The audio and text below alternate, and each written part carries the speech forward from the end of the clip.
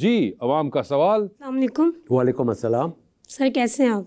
अल्हम्दुलिल्लाह। सर मेरा नाम सोबी है। मेरा आपसे ये क्वेश्चन है कि जब 19s में बड़े बड़े हीरोज़ के दरमियान मुकाबला होता था तो सर कभी आपको ख्याल आया कि आप इन कैरेक्टर में से किसी से बेस्ट कर सकते हैं? नहीं, देखिए मैं बड़े एक डिफरेंट एंगल से फिल्म इंडस्ट्री में गया हूँ कि मैं क्या हूँ, मैं क्या कर सकता हूँ, मेरे सामने कौन है, इसकी मुझे परवाह नहीं है। मुझे सिर्फ ये था कि मैंने जो भी है मेरे सामने उससे बेहतर करना है। ये जेलसी मेरे अंदर आई नहीं कभी। ये मैं पॉइंट आउट भी करना चाहूँगा शेख साहब, ये आपके अंदर मैंने कभी माशाल्लाह नहीं देखी जेलसी। अल्हम्दुलिल्लाह। तो ये सिर्फ क्या कोई डिलिबरेट कोशिश करते थे या शुरू से ही आप ऐसे? शुरू से बात से शुरू से यही था कि मुझे तो ये था ही नहीं कि यार मेरे जो सामने, मैंने नदीम साहब के साथ कितनी फिल्में की। बिल्कुल। मैं आपको वाक़यात भी सुनाता हूँ बहुत सी ऐसे जो दूसरे एक्टरों ने और डायरेक्टर ने भी किया जैसे मेरे साथ। मिसाल के तौर पे एक फिल्म थी जो डर गया वो मर गया। जी ठीक है बिल्कुल। जी। नदीम साहब उसमें थे और मैं था, आमने सामने थे। अतीका ओडो उनके साथ थी, नीली मेरे साथ थी और फिल्म इकबाल कश्मीरी साहब। बात ये है कि वो जब फिल्म मेरे पास ऑफर हुई तो डायरेक्टर और जो प्रोड्यूसर सजाद गुल साहब, इन्होंने मुझे कहा कि ये जो रोल है ये विलन का रोल है। तो मैंने कहा यार मैं तो हीरो हूँ, मैं विलन का रोल क्यों करूँगा। कह रहा पहले कहानी सुन लो।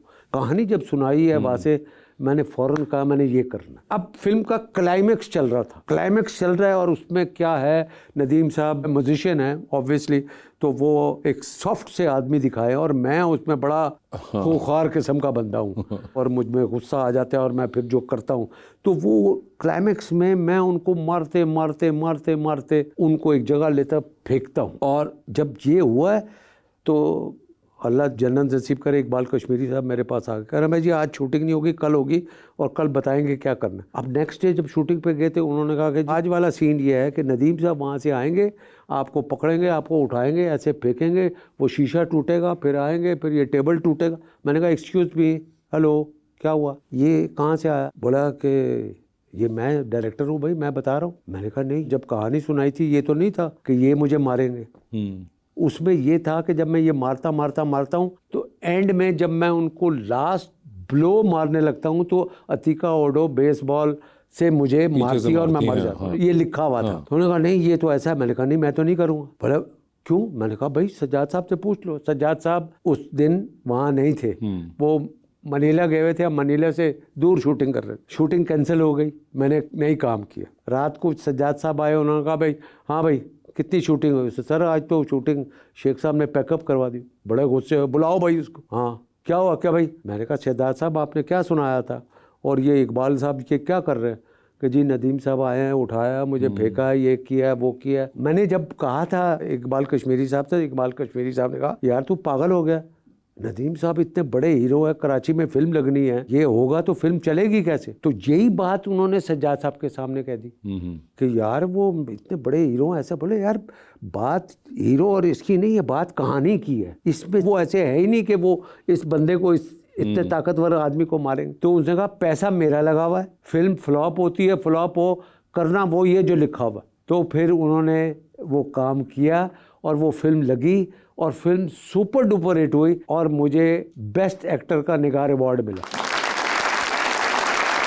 ये देखें क्या ज़बरदस्त जज्बा था कि शेख साहब जो थे वो अतीका ओडो के हाथों में मरना चाहते थे, नदीम साहब को उन्होंने मौका नहीं दिया। फिर मौत हो गई तो ऐसी हो गई ना। जी भाई। अस्सलाम वालेकुम। वासलाम। सर मेरा नाम फैज़ान अली है। जी फैज़ान। सर मेरा आपसे सवाल ये है कि आपने बॉलीवुड में ओम शांति ओम और शिखर जैसी बड़ी फिल्मों में काम किया हुआ है और आप एक अच्छे डायरेक्टर भी हैं और बड़े अदाकारों के साथ काम किया है, तो पाकिस्तान में ऐसी फिल्म क्यों नहीं बनाते? देखिए बात यह है कि हमारा उनसे कोई मुकाबला नहीं है। बहुत बड़ी इंडस्ट्री है और बहुत सालों से स्टैब्लिश्ड इंडस्ट्री है और डाउनफॉल उनका आया नहीं है। पढ़े लिखे लोग उस इंडस्ट्री में ज़्यादा है। देखिए जहाँ पर कल्चर ये है कि अपने बच्चों को लोग कहते हैं कि तुमने डायरेक्टर बनना है, तुमने एक्टर बनना है, तुमने म्यूजिक डायरेक्टर बनना है, और लड़कियों को कहते हैं तुमने हीरोइन बनना। हमारे यहाँ पे कल्चर ही दूसरा। हमारे तो इस काम को गलत समझते हैं। हमारा कोई मुकाबला नहीं है। मगर फिर भी देखिए 70s 80s 90s तक हमारी जो फिल्में हैं वो बेइंतहा ज़बरदस्त फिल्में, कम वसाइल में हमने बहुत अच्छी अच्छी फिल्में, मगर वो जो मेकर, पढ़ा लिखा राइटर, डायरेक्टर, म्यूजिक डायरेक्टर, वो जब हम में नहीं रहा वैसे पैदा नहीं हुआ। इसलिए कि आगे उन जैसा